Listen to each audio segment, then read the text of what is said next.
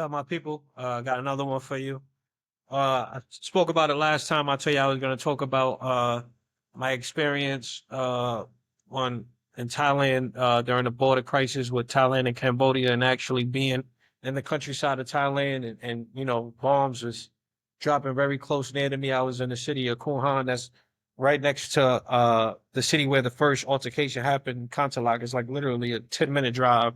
It's right there. I used to actually, the first time I came to Thailand, I celebrated Songkran out there. It's a beautiful place, full of beautiful people, and it's just really an unfortunate situation.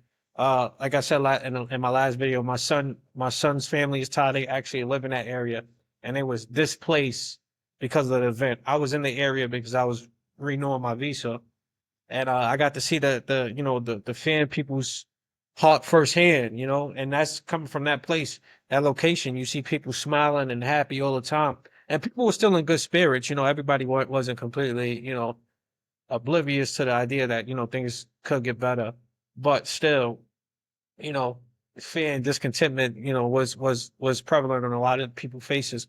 And you got to understand, children were dying. I think Cambodia was bombing hospitals and all type of shit. But I wanted to go talk about the root cause of this issue. So I'm gonna play a quick video, and then I'm gonna jump in on it, my ideas about it right after. At least 11 Thai civilians have been killed as Cambodia launched rockets and artillery at Thailand. This was in retaliation for Thailand's airstrikes on Cambodian military positions. Forces of the two countries have clashed in 6 border locations. The escalation has brought the two countries' bilateral ties to the lowest point in decades. Now the question is, why are Thailand and Cambodia fighting? The long-running border dispute centers on the Emerald Triangle. This historically contested region is home to ancient temples and overlapping territorial claims. The Emerald Triangle is where Thailand, Cambodia, and Laos meet. The area is rich in temples and jungle terrain, and has long been claimed by both countries. This dates back over a century to a 1907 colonial-era map, drawn when France controlled Cambodia, which placed the Preah Vihar Temple inside Cambodian territory. In 1962, the International Court of Justice ruled in Cambodia's favor, but Thailand still claims the land around the temple, arguing it wasn't covered by the ICJ ruling. This has led to repeated clashes. Tensions flared up in 2008, when Cambodia had Preah Vihar listed as a UNESCO World Heritage Site. Military conflict followed, peaking in 2011 when lakhs of civilians were displaced. The ICJ reaffirmed its decision in 2013, but the border remains contested. Now in 2025, after weeks of rising tensions, violence has erupted along the border again.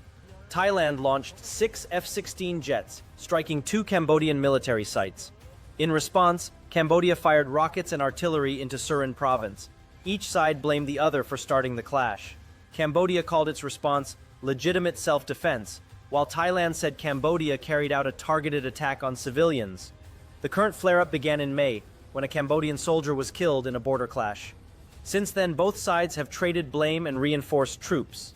A brief truce was called on June 8th, but collapsed quickly. Thailand accused Cambodia of laying landmines, injuring 5 soldiers. In response, Cambodia downgraded ties, expelled Thai envoys, banned Thai media, and cut internet links. Thailand then threatened power cuts to Cambodian towns and restricted Thai workers from crossing into Phuket. On June 17th, Cambodian PM Hun Manet said Cambodia had turned to the International Court of Justice. Thailand rejected third-party mediation, insisting on bilateral talks. The border dispute is as much about politics as it is about territory. Thailand's suspended Prime Minister Paetongtarn Shinawatra faces mounting pressure from both the opposition and the military, who question her tough stance on Cambodia. The country's military has hinted at a possible high-level operation if tensions worsen. Yeah, so I mean, it's a completely unfortunate situation. I lived in Thailand over the last 2 years, and I've been to Cambodia. The Khmer people, that's what they call the Cambodians, very beautiful, nice people. Thai people, very beautiful, nice, kind-hearted people.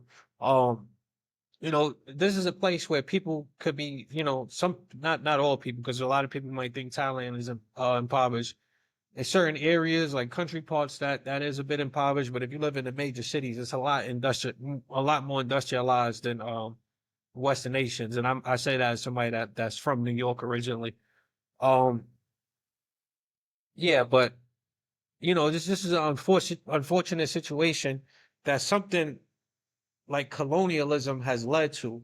And the reason that I want to talk about colonialism in this video is because it's not something that had gone and with. Colonialism is still going on. We call it neo-colonialism now, but a lot of nations still fall prey to that, especially a lot of African nations. Um, but before I jump into that, let me just give you a little background knowledge of the Thai Cambodia conflict. I'm not an expert by any means, but like the guy said, it's over a border cross a border creation 1907 when France controlled Indochina and Cambodia.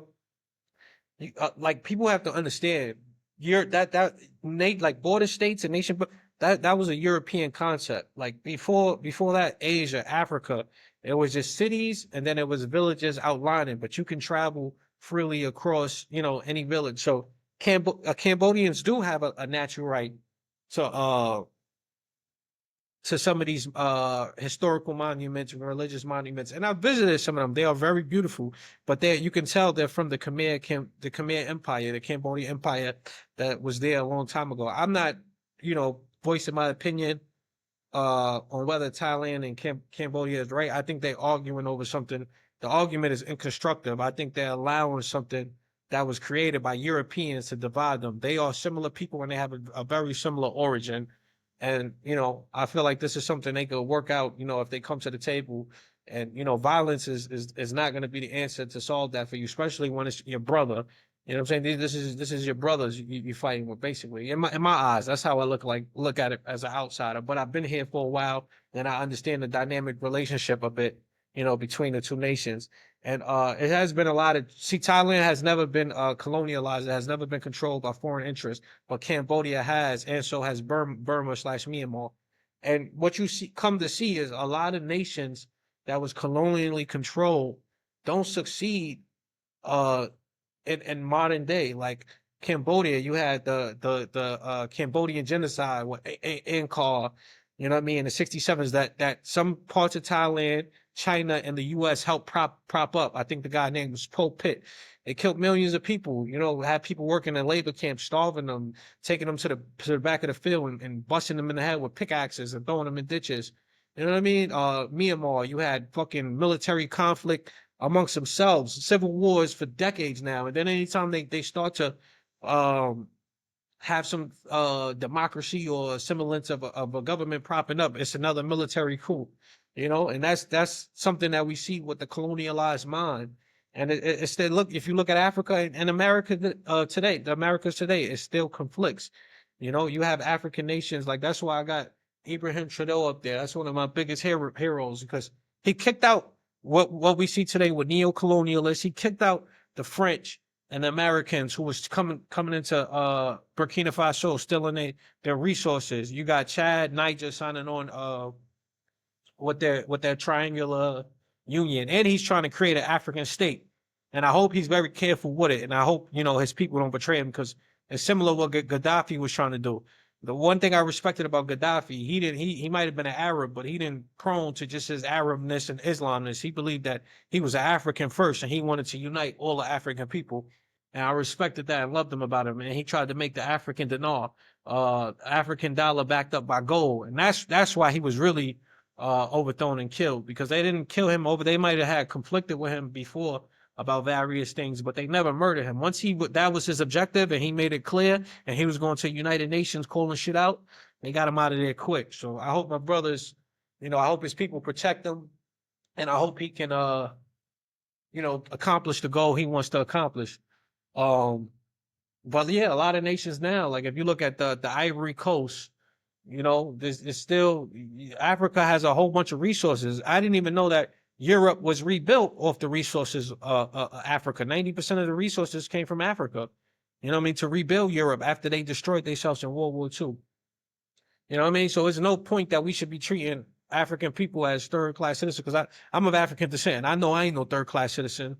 You know what I'm saying? I look at a lot of motherfuckers, and realistically, I look at, I'm smarter, I'm more charming, and and I don't think there's nothing wrong with that. It's some people that's of European descent that I'm sure is more charming and more Yes, it's a mesh. All people we have smart, dumb ones amongst all of us. You know what I'm saying? No people are superior, but we're not gonna sit here and degrade and treat people less than. And what I see in society now is we treat people less than. People of African descent, black people in America are treated like third class citizens. You can say whatever you want. You could be openly racist. Look at the video I made about Nick Fuentes the other day. Not saying him, but it's a lot of other people that have voices because I know they try to put him to the side and make him seem like, he's some type of like it's not a reality of America when it is. We have a lot of prominent figures. Most of all our presidents was racist. You know what I'm saying? Like let's just be realistic here. Trump is definitely a racist. Uh Joe Biden is definitely a racist. He was for pro segregated busing back in his day in Delaware in his lifetime. So, let's be realistic here. So, but if you talk about another certain ethnic group, well, I don't even want to call them an ethnic group, but people of European descent that practice the Hebrew faith, you say anything about them, you get called the anti-Semite, and they cancel all your bank accounts, and you don't have any rights to do. You get canceled from anything. You get kicked out of school, anything, and I don't think that's fair.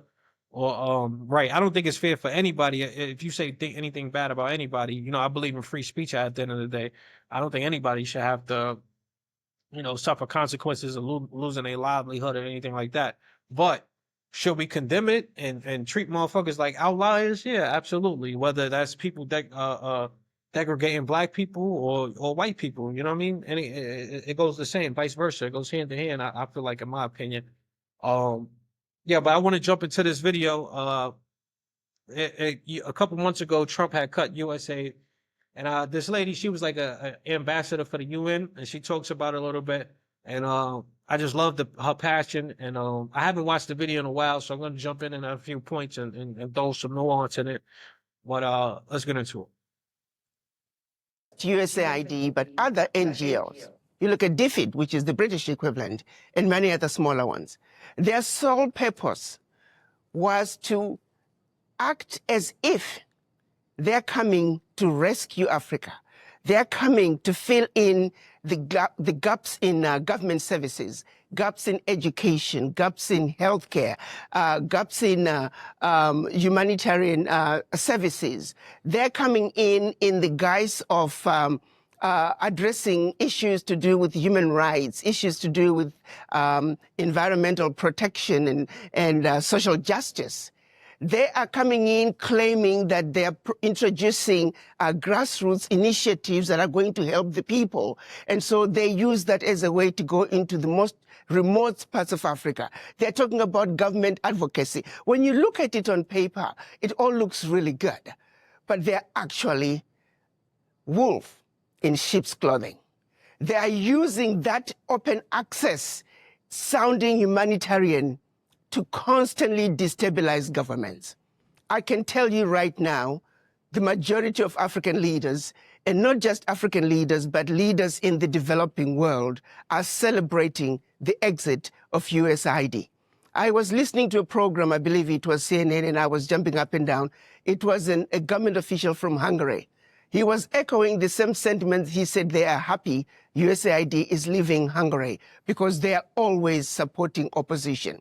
Their form of government advocacy is supporting whoever can keep the government in a turmoil. So, Ambassador, let me just jump in here. This is a message that I don't think many Americans hear. I think many Americans believe, not all of them, but many of them believe that AID was essentially set up for philanthropic reasons, for dealing with the HIV/AIDS crisis, dealing with the various instabilities in the region, dealing with infrastructure deficits. But you're saying that there was something else as part of that package, meddling. A major meddling agenda. Major meddling agenda. The majority of some of the workers, now the average USAID worker may not realize it, but quite a few of them are also operatives who are underground, and their major agenda is to destabilize governments, destabilize countries. If you think about it, their sole purpose, for example, filling in the gaps in healthcare and education. Where is the change? Show me one country that USAID was in and education improved. Show me what country where USAID was in and healthcare improved. the social services they're bringing, it's peanuts. The American taxpayer needs to know the billions of dollars that are being given to USAID, a fraction is making it to the people. Look, one of the highest profile medicine programs is PEPFAR, which both Republicans and Democrats here in Washington are really having outcries about. It was one of the signature programs of President George W. Bush to try to respond to the HIV/AIDS epidemic in Africa. What's the view on that front? Let's look at what HIV/AIDS was used to do. We know of a program that was run out of South Africa where they actually were injecting people with the virus. The reason some of the AIDS virus spread as rapidly as it did in Southern Africa, there were some very dirty games being played on African people. They were using Africans as guinea pigs for experimental activities. Even when you look at every aspect, they're using us as guinea pigs. Yes, there is some good, a percentage of some good, but not all of it is done with good intentions. You look at agriculture, they're destroying African agriculture by introducing those GMOs. You plant your seed in one season, your soil is finished. We used to have seeds that we can use from one season to the other. The introduction of GMOs through these agencies, USAID is one of them. We're destroying Africa in a massive way. A little good is coming out, but by and large, the end result, they mean no good. They can turn around and give us an inventory and say, as long as you have been in Africa and also other parts of the world, show us your success rate. You claim you are helping governments with education and healthcare. Show us your success rate. But I also turn around and say, African governments, why do you need this little aid to assist you in providing proper health care, proper education? The average African government can afford to provide those services for their people. I happen to have many friends that work for USAID, both in the field but also in Washington. And I have to tell you, I know that they believe that they're doing good, that they're trying to move the needle for those that are in desperate situation and desperate conditions.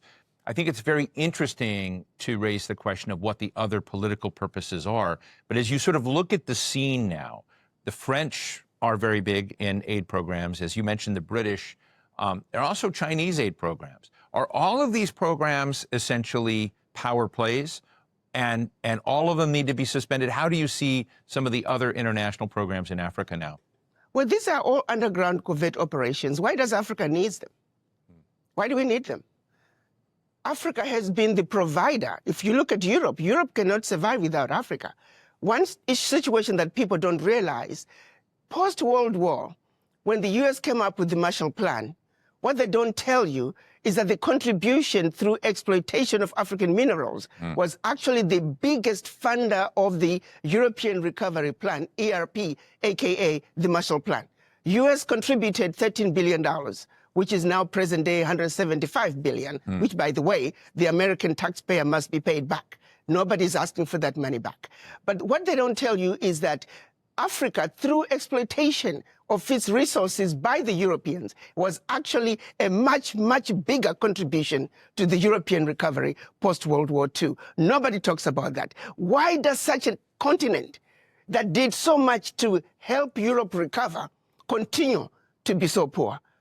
Let's be realistic here. Let's not talk about peanuts.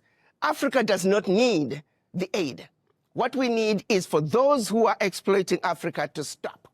Africa has everything it needs. If Africa could have contributed as much as it did to the recovery of Europe post-World War II, why wasn't Africa equally developed? So what happens next, Adi Khan? See, I don't want to dive too deep in that conversation. Next subject. Next question. Yeah, I mean, it says a lot, man. It says a lot. You know, it matters, you know. And for people who say, oh, why does it matter? Why do you? Because neo-colonialism is still going on. Still going on. There's still white bootlickers, white ass kissers that's being put in power in some of these countries that's doing things to the detriment of their people to help Western imperialist business. Not even for Western people. This is what I want people to understand. All of this shit, the exploitation of resources in Africa and the Congo, even to what's going on here in America with the exploitation of workers in America, the exploitation of workers in Malaysia and India, and the the American taxpayer, they taking they get what billions of dollars in subsidies to corporations just for the benefit of private corporations. The CIA overthrowing democratically elected leaders and in Cuba, the South America, in Iran, and all over Africa. It was for in the Middle East, still to this day. It's for the benefit of private corporations. It's not for the benefit of regular Western people. I'm saying this as a regular Western person. Just like how everybody who's watching understand this, we didn't benefit from any of this shit. You know what I'm saying? Private entities that's according to the government has the right and say as just as much as people. They can donate money to politicians so they can do their bidding. Because that's free speech. You know what I'm saying? It's a fucking joke. It's just legalized bribery. That's how bad bribery is just like legal, open, and overt. And I got an excellent video to prove that point. Hopefully I could get to it. This isn't too time consuming because I don't want this video to be too long. But if I can't get it presented here, I'll definitely present it in my next video. But yeah. Anna, you and I have talked about this before, and the exploitation of minerals, of uranium, of cobalt, of nickel, etc., and many other rare earths, which is apparently very much on President. I take that back, brother. I say you got a little in depth with the question. I'm sorry. I didn't mean to put that on you, man. Trump's mind, because we see the negotiation for rare earths with Ukraine. But you and I have talked about the artificially low prices and the fact that many economies in Africa don't participate in the gains and growth of the exploitation of those resources.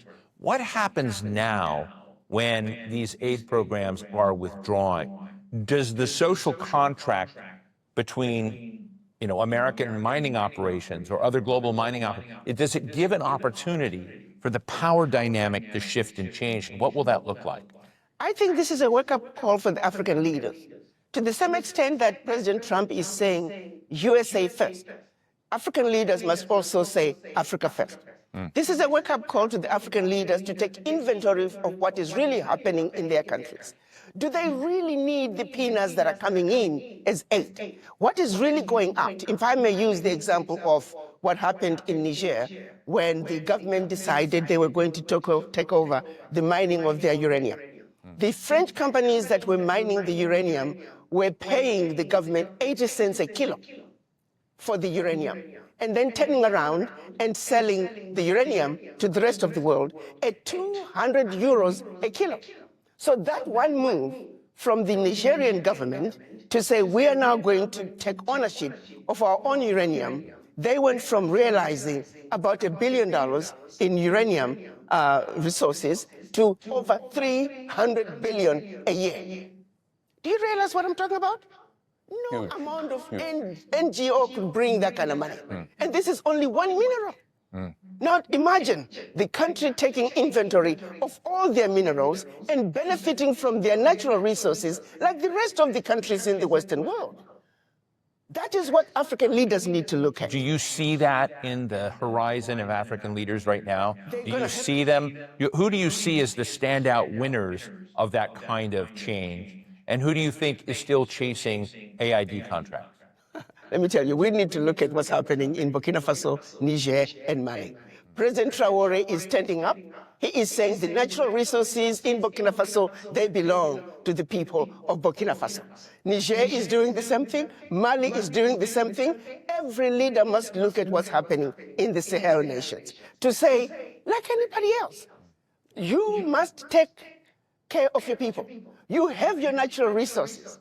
You have everything you need to take care of your people. Why do you continue to be beggars? Look at what is being brought in by not only USAID, but all the NGOs in your country. It's peanuts. It's a joke that the African leaders should continue to be beggars of peanuts when you are looking and allowing billions to get out of your country year in and year out, if not trillions, in natural resources that your people should be benefiting from. It is a wake-up call for African leaders to wake up and say, President Trump is saying, US first, America first. You too must say your country first, because you have everything it takes. It is a joke, it is embarrassing to see I have not seen any African leader cry over USAID living.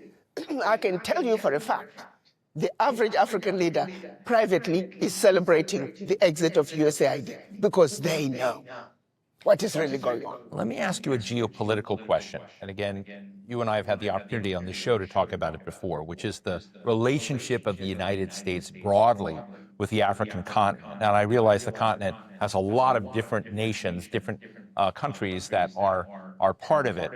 But President Trump is not known to care much about Africa. He has talked about it in very derogatory language. His comments about USAID have had nothing to do with Africa. They've had to do with downsizing the scale of government and the perception of corruption and policies that are not consistent with his own. He's not framed any of this in terms of African needs or whatnot.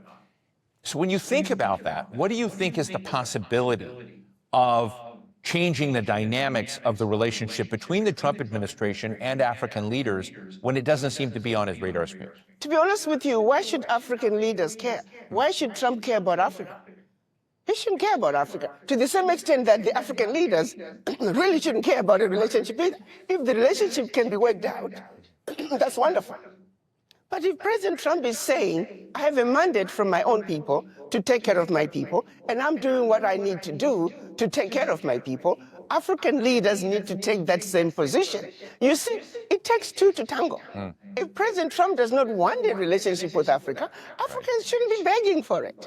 Are you with me? Do you think this will transmit to the way Africa deals with Europe, with France, with Germany? I'm hoping that this will translate into African leaders looking from within, because they don't really need to keep looking outside. They have what it takes. It's a wake-up call, just like what happened during COVID. It was a wake-up call for African leaders to realize that you must begin to look within Africa to take care of yourself. When the chips were down, the world walked away from Africa during COVID. So that's a reality. No supplies were coming to Africa. Africans were not manufacturing. Yeah, that was a major part. I forgot to mute it during that. I'm sorry for the echo, guys. That was a major part I wanted you guys to see.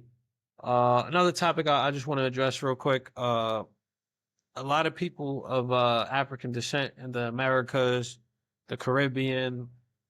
I got into an argument with a family member the other day because they made the argument. I was making a pan Africanist argument, and they got into the definition of the word pan, and I said, that's besides the point. The point is that if we're gonna have any type of political voice, as Black Americans, Puerto Rican Americans, Dominican Americans, even Dominicans, people in the Caribbean, Jamaica, Bahamas, Bermuda, people in South Africa, Brazil, Honduras, there's African people all over the world. The African diaspora is large, but for us to have a political voice, something that Marcus Garvey talked about is, we got to come together and make a coalition amongst all of us. We might have been transported in different places. We might be in different places right now. We might have had different colonizers, but we all have the same descent of people. And some of us mixed with the indigenous people of the Americas. Like me per se, but that doesn't take away from my African root and my African history. And regardless of what, everybody's part of the African family, even the people that's white as fucking snow. You get what I'm saying? The reason that happened is because you crossed the Bering Strait and you got trapped in Europe during the Ice Age, and you had to compete with the Neanderthals. You wiped them all out, but that's how you grew that R-type DNA strand. That's how you got more pale and blue eyes and all that shit. But you are from the African diaspora too, so I think it's important that we all remember that, no matter what color you are, no matter where you are, and understand why all these things matter. But the next video, I want to get into corruption a little bit and talk about corruption in America, because it's fucking obscene, and I honestly feel like a revolution is going to happen in the next few years, because it's untenable with things that's been going on. Like, we literally have a fucking reality TV host who's like one of the most corrupt motherfuckers ever, in charge of shit, so to say, in charge of shit. Because honestly, the presidents I don't know if you haven't realized by now, but this is just, it's political theater. Democrats, Republican, and all the president. The shit is democratic theater. The motherfuckers who's in charge with the power is the motherfuckers with the money, with the dough, who's making all these super PACs and all these different shits, who's spending hundreds of $1 millions on political campaigns. Those are motherfuckers who's really in control. And I'm gonna get into it in my next video, show you why it's completely evident that that's the case. But hope you guys enjoyed this one and enjoy yourself.